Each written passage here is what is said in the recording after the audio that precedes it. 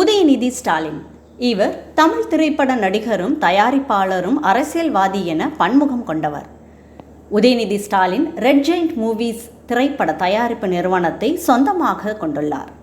இவர் தற்போது தமிழ்நாட்டு சட்டமன்ற உறுப்பினர் விஜய், த்ரீஷா நடித்த குருவி எனும் திரைப்படம் உதயநிதி ஸ்டாலினின் தயாரிப்பில் வெளிவந்த முதல் திரைப்படமாகும்.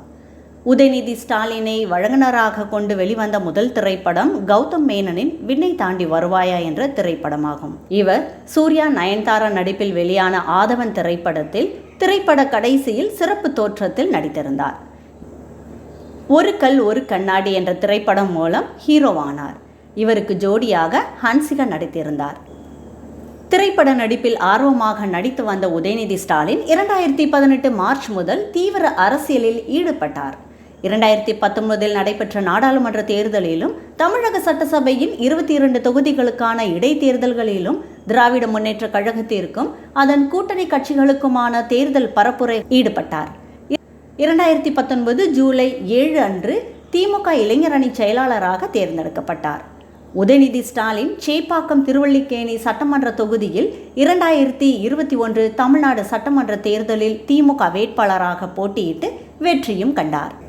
திமுக இளைஞரணி செயலாளரும் சென்னை சேப்பாக்கம் எம்எல்ஏவுமான உதயநிதி ஸ்டாலின் நவம்பர் 27 அதாவது தனது 44வது பிறந்த நாளை கொண்டாடுகிறார். மற்றவர்களைப் போன்று பிறந்தநாள் கொண்டாடாமல் இவர் தனி வழியில் தனது பிறந்த நாளை கொண்டாடியுள்ளார். எப்படி என்று பார்ப்போமா? தனது பிறந்தநாள் கொண்டாட்டம் குறித்து அறிக்கை ஒன்றை வெளியிட்டிருந்தார் உதயநிதி ஸ்டாலின். அதில் தன்னுடைய பிறந்த நாளை யாரும் கொண்டாட வேண்டாம் என அறிவித்திருந்தார். ஏன் இந்த அறிக்கை இப்படி ஒரு அறிக்கை வெளியிட்டு இருக்கிறார் என அனைவரும் வியந்து பார்த்து கொண்டிருக்கையில் அதில் சிலவற்றை குறிப்பிட்டிருந்தார். அதில் கொரோனா பெருந்தொற்று, கனமழை என தொடர் பாதிப்புகளில் இருந்து திமுக அரசின் உதவியுடன் மக்கள் மீண்டு வரும் சூழலில் என் பிறந்த நாள் விழா நிகழ்ச்சிகள் பாதிக்கப்பட்ட மக்களுக்கு மேலும் உதவும் வகையில் இருக்க வேண்டுமே தவிர அவர்கள் முகம் சுழிக்கும் வகையில் இருக்கவே கூடாது.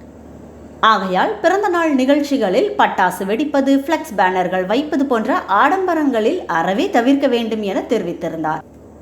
உதயநிதி ஸ்டாலின் பிறந்தநாளை முன்னிட்டு இளைஞரணி நிர்வாகிகள் மாநிலம் முழுக்க பெருமளவிற்கு பிறந்தநாள் கொண்டாட்டத்திற்கான ஏற்பாடுகளை செய்திருந்தனர்.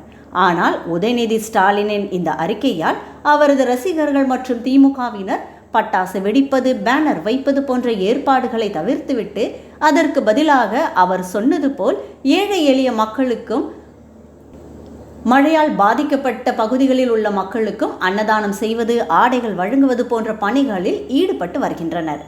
இருப்பினும் சில அமைச்சர்கள் மற்றும் திமுக எம்எல்ஏக்கள் சிலர் நேற்று மாலை முதல்வர் ஸ்டாலின் வீட்டிற்கு நேரில் வருகை தந்து உதயநிதி ஸ்டாலினை நேரில் பார்த்து வாழ்த்து தெரிவிக்க ஆசைப்பட்டு காத்திருந்தனர்.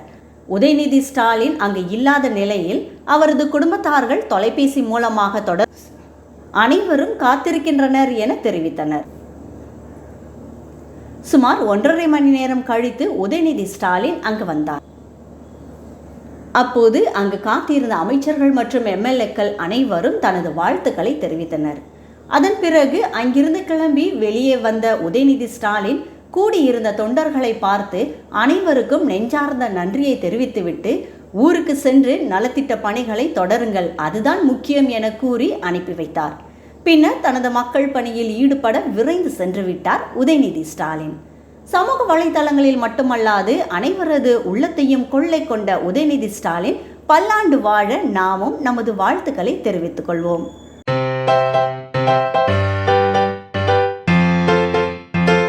வீடியோவுக்கு கீழே ரெட் கலரில் சப்ஸ்கிரைப் அப்படின்னு ஒரு பட்டன் இருக்கும். அதை இப்போவே கிளிக் பண்ணிவிட்டு பக்கத்துலேயே ஒரு பெல் பட்டன் ஒன்று வரும். அந்த பெல் பட்டனும் அழுத்தி வச்சுட்டிங்கன்னா நம்ம சேனலில் போகிற வீடியோக்குள்ளே தொடர்ந்து பார்க்கலாம். நம்ம சேனலில் ஆல்ரெடி நிறைய யூஸ்ஃபுல்லான வீடியோ போட்டிருக்கோம். அதை பார்க்கணுன்னு நினைக்கிறவங்க அந்த சேனல் பேரை கிளிக் பண்ணி உள்ளே போனீங்கன்னா நம்ம போட்டிருக்கிற வீடியோவெல்லாம் இருக்கும், பாருங்கள்.